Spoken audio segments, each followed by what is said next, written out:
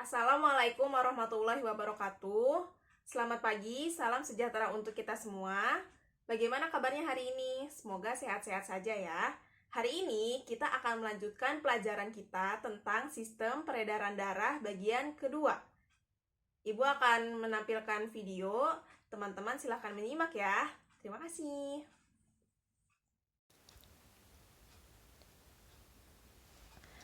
Baik, hari ini kita akan mempelajari tentang sistem sirkulasi bagian kedua. Sistem sirkulasi bagian kedua ini membahas tentang jantung, pembuluh darah, dan mekanisme peredaran darah.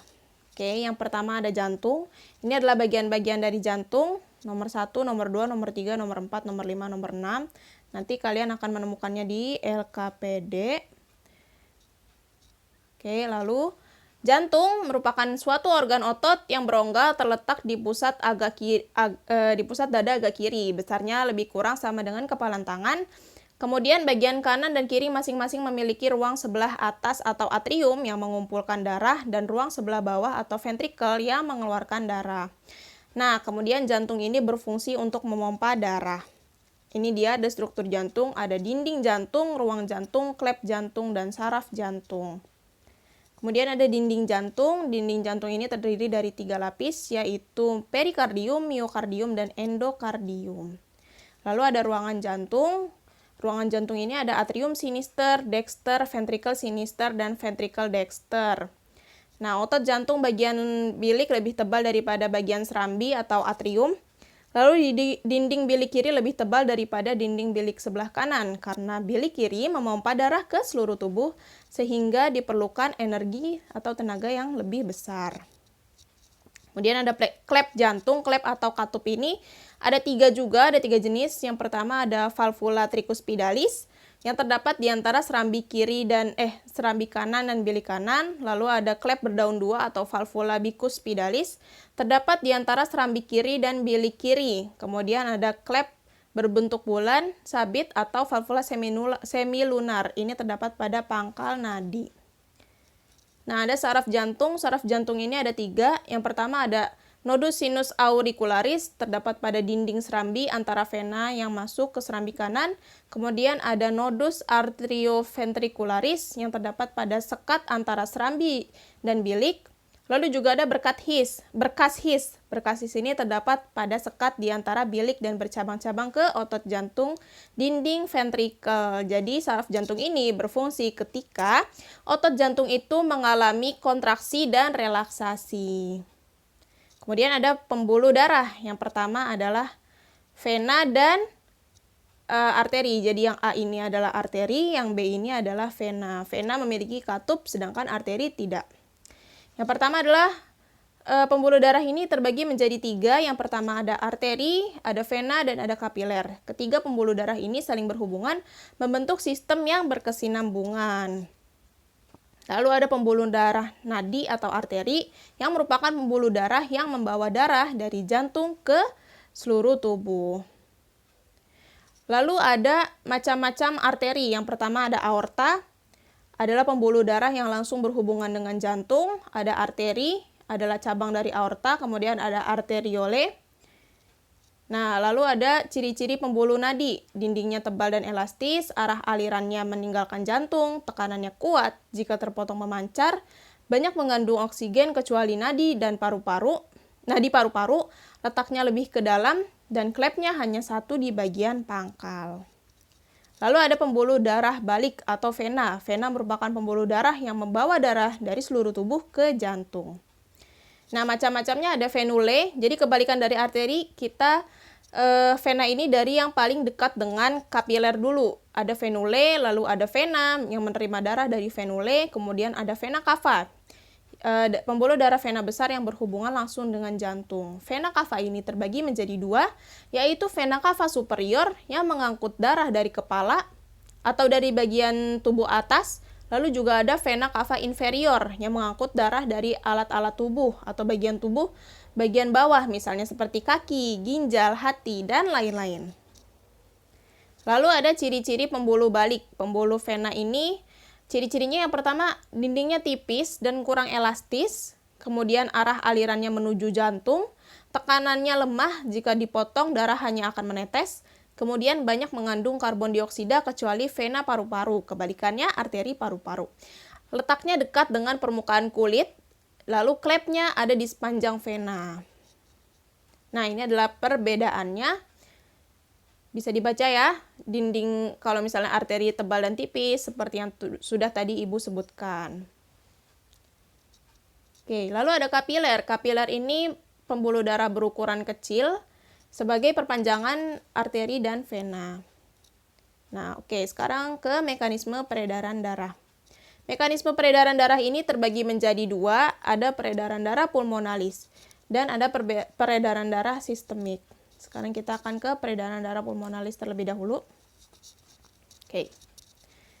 Jadi yang pertama, peredaran darah pulmonalis ini, ventrikel kanan, kita tahu ya, ventrikel adalah bilik. Ventrikel kanan berkontraksi, kemudian katup trikuspidalis tertutup. Katup trikuspidalis tertutup, lalu katup semilunar arteri paru-paru terbuka. Katup semilunar arteri paru-paru terbuka. Kemudian darah kaya akan CO2 akan menuju ventrikel kanan. Dari ventrikel kanan menuju ke arteri pulmonalis, menuju paru-paru. Darah menuju paru-paru kiri dan kanan, kemudian ada pertukaran gas CO2 dan CO2 dan oksigen di kedua paru-paru. Lalu nanti dari kedua paru-paru akan dibawa oleh vena pulmonalis ke atrium kiri. Oke, jadi sistemnya seperti ini. Dari ventrikel kanan, jadi kan darah masukkan ke atrium kanan, kemudian nanti darah ini akan masuk juga ke ventrikel kiri, lalu katup trikuspidalis ini akan tertutup, antara atrium kanan dan kiri akan tertutup, menghindari supaya darah ini kembali ke atrium. Lalu dari ventrikel kiri ini kan akan berkontraksi. Ketika berkontraksi, darah akan berjalan menuju arteri pulmonalis, lalu dari arteri pulmonalis ini darah akan menuju paru-paru, ke kedua paru-paru ya, bukan maksudnya di kiri aja atau di kanan aja. Kedua paru-paru, kemudian nanti akan bertukar, darah akan menukar oksigen dan CO2, lalu darah yang kaya akan oksigen ini akan dibawa oleh dari paru-paru menuju jantung melalui vena pulmonalis. Lalu dari vena pulmonalis ini darah akan masuk ke atrium kiri. Seperti itu untuk mekanisme peredaran darah pulmonalis ya. Pulmonalis artinya adalah paru-paru. Nah, kemudian kita akan mempelajari tentang peredaran darah sistemik. Peredaran darah sistemik ini adalah peredaran darah besar. Bagiannya itu ada dari bagian tubuh superior, lalu jantung, lalu bagian tubuh inferior.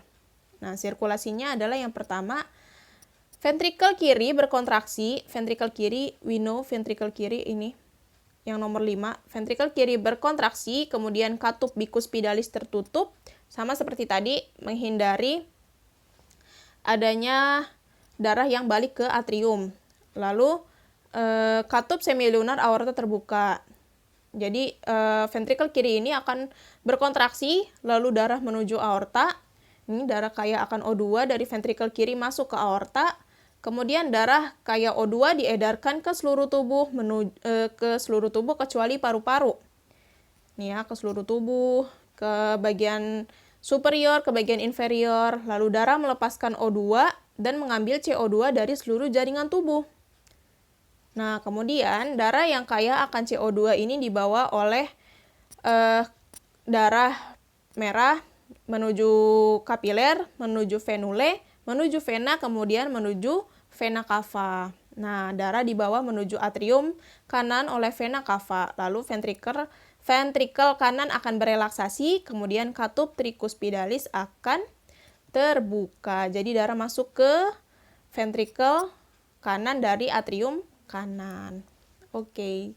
Seperti itu penjelasan tentang mekanisme peredaran darah dan juga tentang sistem sirkulasi bagian kedua. Jadi yang kita pelajari hari ini adalah yang pertama tentang organ jantung. organ jantung yang memompa darah ke seluruh tubuh dan juga ke paru-paru.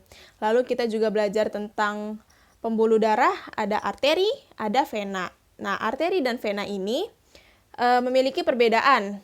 Misalnya vena memiliki katup yang banyak ya di sekitar aliran vena. Di sekitar pembuluh vena itu katupnya banyak, sedangkan arteri hanya punya satu katup di pangkal. Lalu kita juga belajar tentang mekanisme darah. Ada mekanisme peredaran darah pulmonalis dari jantung menuju paru-paru, lalu kembali ke jantung.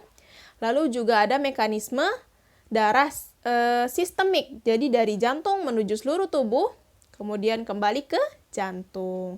Semoga pelajaran hari ini dapat teman-teman terima dan dapat teman-teman mengerti.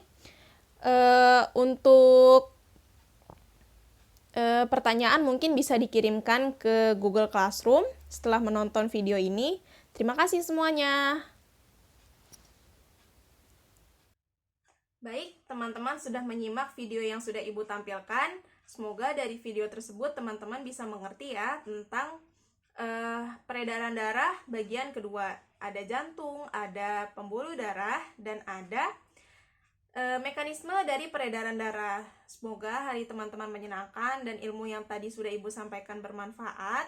Kurang lebihnya dari Ibu sekian. Wassalamualaikum warahmatullahi wabarakatuh.